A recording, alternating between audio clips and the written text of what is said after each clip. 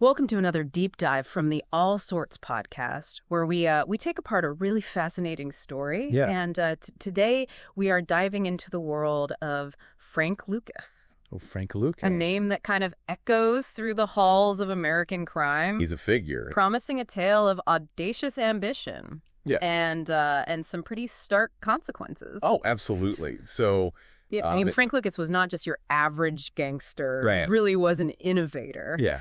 And he really kind of shook up the drug trade. So we have a bunch of sources about him. Yeah. We have the film American Gangster, which a lot of people know him from. Right. We have entries from Wikipedia, both for him and for the film. Okay. And we have a description of his memoir, Original Gangster. Okay. And we have some essays about his rise and fall. Yeah. So we're going to use all of those sources Okay. to take apart this story. All right. So our mission here is to really break down Frank Lucas's rise to power. Look at how accurately he is portrayed in the media, and particularly in American Gangster, Yeah. and understand the impact of his actions on, society, I guess. Right. Through all of these different perspectives. All these different perspectives. So let's start at the beginning. Okay. Frank Lucas was born on September 9th, 1930, in LaGrange, North Carolina. Okay.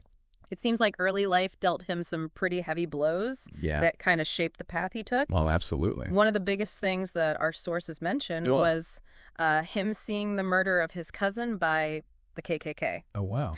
And apparently this was because of some perceived disrespect towards a white woman. Yeah. And, this event Of course. obviously instilled a sense of injustice in him and a desire for some sort of retribution, Yeah. which I guess later on manifested in his pursuit of power through crime. Right. That's a pretty big thing to experience as a young person. Yeah. I mean, that's it's formative, right? You see something like that happen, especially to someone you're close with. Yeah. That changes your worldview. And that's not all. Yeah. There was another event that really pushed him towards a different path. What was that?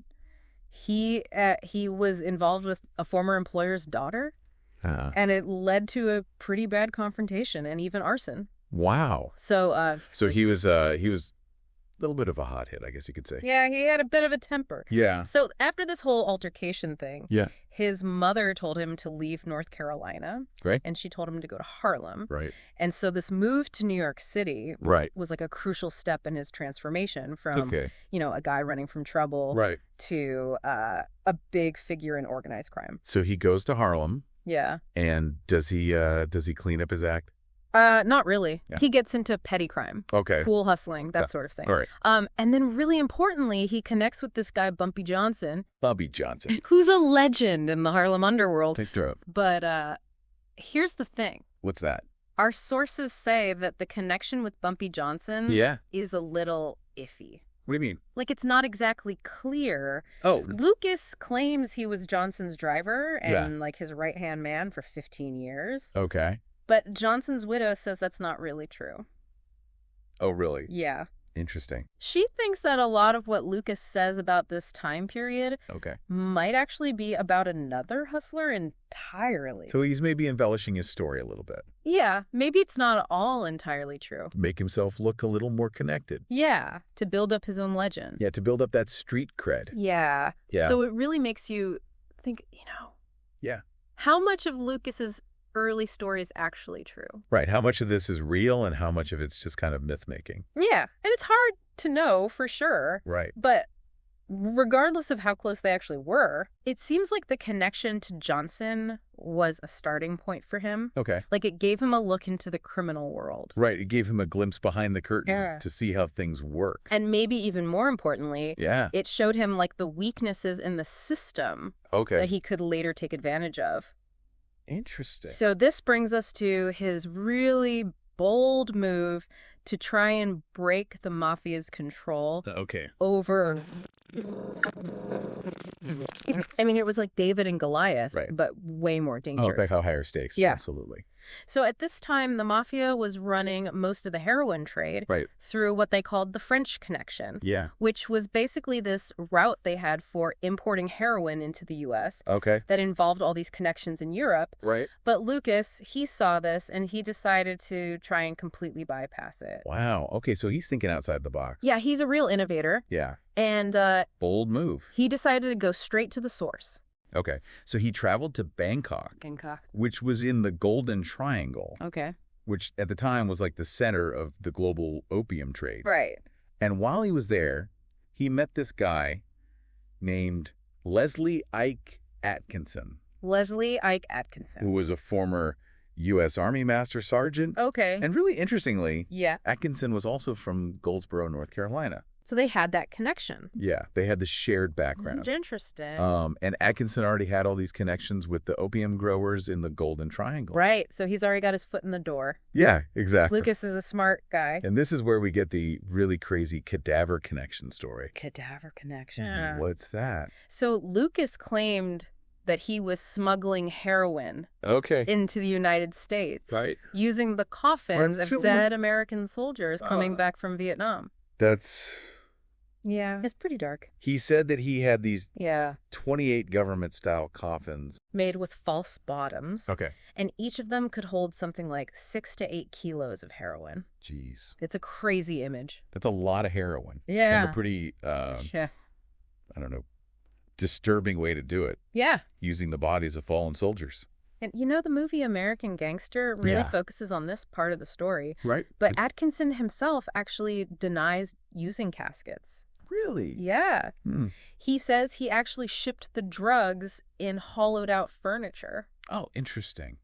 So it makes you wonder, Yeah. why would Lucas tell this story? Why would he make up something like that? You know, if it wasn't true, Right. maybe it was just to make himself seem more notorious. Yeah, maybe to kind of scare people. Yeah. Enhance that reputation. Yeah, I mean, either way, Right. it's a pretty wild story. Yeah. But even if it's not true, Yeah. the main point is still there. Okay. He found a way to smuggle heroin Right. directly from the Golden Triangle to the U.S. Okay. And cut out the mafia entirely. So he's cutting out the middleman. Exactly. Wow. And that was a huge deal in the drug trade. Totally. Yeah, he's disrupting the whole system. And this is what allowed him to introduce Blue Magic, Blue Magic. which was his brand of heroin. Right. And it was known for being super pure. Oh, okay. And what's really interesting about this Yeah. is that he didn't cut the heroin as much as his competitors. So it was stronger. Yeah, it was way more potent. Okay. And because of that, it was highly addictive. Right. And probably more dangerous. Yeah, Yeah. yeah. So he wasn't just thinking about the supply chain, Yeah. he was actually thinking about branding. Branding, yeah. Like he created this product that was recognizable and associated with, you know, a certain kind of experience. It's kind of like a, you know, a premium brand, Right. but for the illicit market. But in the drug world. Yeah, Yeah. it's kind of fascinating. Yeah, it is kind of fascinating. As a marketing lesson Yeah. in a dark, twisted way. Yeah, in a really dark way. Yeah. And some sources say that he was making $1 million a day. $1 million a day. Yeah. Wow.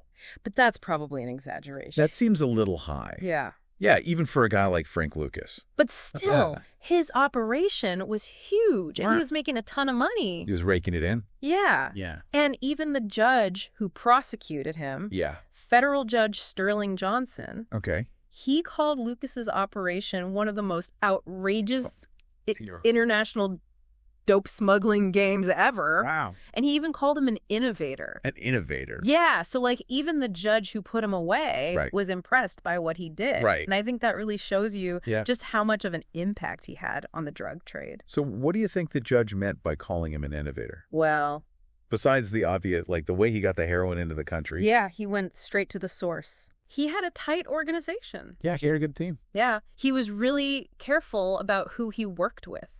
Oh, right. He mostly worked with family and close friends from North Carolina. Oh, okay. So people he could really trust. Yeah, and that helped him avoid a lot of the problems Right. that other gangs had. Like betrayal. Yeah, like internal theft. Yeah, backstabbing, that kind of thing. Yeah. He also tried to keep a low profile, Okay. and he invested in legitimate businesses. So it wasn't all Yeah. drug money. So he's trying to launder some of that money. Yeah. Make it look legitimate. Yeah, he was trying to blend in, and he made a lot of money. He owned properties all over the country. Okay. And he had a big ranch in North Carolina. Wow. A ranch in North Carolina. That's pretty fancy. Yeah, he was doing pretty well. Yeah. And all of that wealth and power Right. brought him into contact with some interesting people. Yeah. Like he was hanging out with celebrities. Okay. Politicians. It's interesting. And even other big figures in the criminal world. So he's moving in all these different circles. Yeah, he was really at the top of his game. Yeah. But all of that attention right. eventually caught the eye of law enforcement. Of course, you can't fly under the radar forever. Right. Especially when you're as successful as he was. Yeah. So what happened? Well, they started closing in on his operation. Right. And in January of 1975, right. they raided his home in Teaneck, New Jersey. Okay. And they found over $584,000 in cash. That's a lot of cash. Yeah. But Lucas claimed that they actually took way more than that. Oh, really? Yeah, he said that millions of dollars went unrecorded. Wow. So he's saying they skimmed a little off the top. Yeah. Interesting. I mean, who knows? Right. But either way, yeah. This raid was a huge turning point. Right. It led to his conviction. Right. On both federal and state drug charges. Yeah. And a big part of that was because of this special task force called the Z Team. The Z Team. Yeah, they were specifically focused on taking down big drug operations, and they got him. Okay. He was sentenced to 70 years in prison. 70 years? Wow. Yeah. That's a long time. Yeah, it's basically a life sentence. Right. But his story doesn't end there. Oh, so there's more. Yeah. Okay. He decided to cooperate with the authorities. Oh, so he flipped. Yeah. Right. I mean, he was facing decades in prison. Right. So he agreed to become an informant. Okay. And he gave them information that led to over 100 drug-related convictions. Wow. So he's bringing down a lot of people with him. Yeah. Interesting. And in exchange for that, he and his family were put into witness protection. Okay. And his sentence was reduced. Reduced to what? To time served. Okay. Which was only 5 years. Wow. So he got out pretty quickly. Yeah, plus lifetime parole. Okay. But that was in 1981. All right. But he didn't stay out of trouble. Oh, no. In 1984, he was arrested again. He got busted again. Yeah, this time for trying to trade heroin and cash for cocaine. Wow.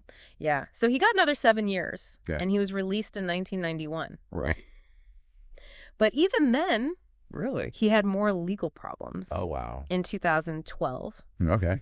He pleaded guilty to trying to cash a federal disability benefit check twice. Oh, so like fraud. Yeah. Okay. He got probation for that, though, because he was pretty old. Right. And his health wasn't good. So he didn't quite learn his lesson. Yeah, he never really stopped hustling. Yeah. But I guess the biggest part of his legacy is how he's been portrayed in pop culture. Right. And especially in the movie American Gangster. Yeah, that's probably what most people know him from. Yeah, Denzel Washington played him. Yeah. And that movie really brought his story to a huge audience. Yeah. And the movie itself was really popular. Yeah, it was a big hit. And Lucas was actually involved in making it. Really? Yeah, he was on set giving advice. Interesting. And he seemed to really like the movie. Yeah, he seemed to enjoy it. Yeah. But he did admit that a lot of it was made up. Oh, so it wasn't entirely accurate. Yeah, which I guess is pretty common for movies. Hollywood takes liberties. Yeah, they want to make it exciting. Yeah. And not everybody was happy with the way the movie portrayed things. Oh, really? Yeah. Richie Roberts, who was the detective who busted Lucas, he was played by Russell Crowe in the movie, and he said there were a bunch of inaccuracies, especially about his personal life. Right. And he also said that the movie made Lucas seem too noble. Oh, so they kind of glorified him? Yeah. Interesting. And even the judge, Sterling Johnson Jr., who sentenced Lucas, he said that the movie was only 1% reality. Wow. And 99% Hollywood. That's pretty harsh. Yeah. And he called the real Frank Lucas illiterate, vicious, and violent, which is pretty different from how Denzel Washington played him. Yeah. A far cry from that. Yeah. So the movie's not exactly a documentary? No, not really. And some former DEA agents actually sued Universal Pictures. They sued the studio? Yeah, because they thought the movie made them look bad. Oh, okay. But the judge in that case said that the movie didn't identify any specific agents. Okay. So the lawsuit was dismissed. Right. So American Gangster is definitely an entertaining movie. Sure. but it's not really a reliable source of information. You can't take it as gospel? Right. Yeah. And I think it makes you wonder how much of Lucas's own story was actually true. Right. Like, he made all these claims about being Bumpy Johnson's right-hand man and being more powerful than the Mafia and Nicky Barnes. Hey, Barnes. Yeah. Okay. And being the only one bringing heroin in from the Golden Triangle. Right. But people are skeptical about all of that. Yeah. Even his own biographer. Said that the cadaver connection story was probably made up. Oh, wow. So it's really hard to separate fact from fiction. Right. Especially with someone like him who's trying to cultivate a certain image. Yeah. But regardless of how much of it's true, yeah, his story has had a big impact on pop culture. Yeah. He's been in a bunch of other shows and movies like The Many Saints of Newark, the American Gangster TV series. Oh, interesting. Gangland. Drug Lords on Netflix. Okay. And even the video game Mafia the Third was inspired by him. Wow. So he's everywhere. Yeah, his story just resonates with people. I guess it's that classic tale of rags to riches. Yeah. But with a dark twist. Yeah. Frank Lucas's story is really complicated. Yeah, it is. He was definitely an innovator in the drug trade. Yeah. He found new ways to smuggle drugs. Right. And he built a powerful organization. Yeah. But he also did a lot of bad things. Yeah, the drug trade is inherently harmful. You know, it destroys lives. Yeah, and he played a big part in the heroin epidemic, right, which caused a lot of suffering. So it's a mixed legacy. Yeah, it's hard to know how to think about him. Yeah. How do you balance the good with the bad? Right. And the movie American Gangster brought his story to a lot of people. Right. But it also made people question whether it was glorifying him.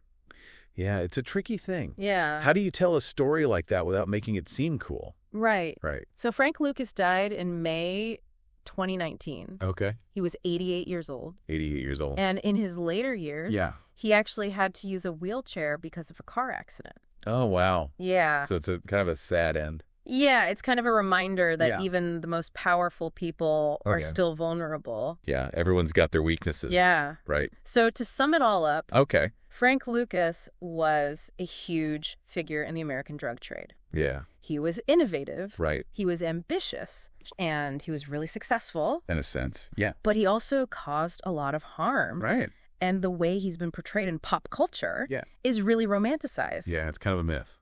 Yeah. More than reality. But his story is still fascinating. Yeah, it is. And it makes you think about why we're so drawn to these kinds of figures. Right. What is it about gangsters that we find so compelling? Yeah. Is it the power? Yeah, maybe. The money? Yeah. The lifestyle? Or maybe it's just the thrill of the story. Yeah. Maybe it's just a good story. Yeah. Right? So that was Frank Lucas. Frank Lucas. The American Gangster. The American Gangster. If you enjoyed this deep dive, be sure to check out the other episodes of the All Sorts podcast. Okay. We cover all kinds of interesting topics. All sorts. Yeah, all sorts of things. And we try to make them as engaging and informative as possible. Yeah.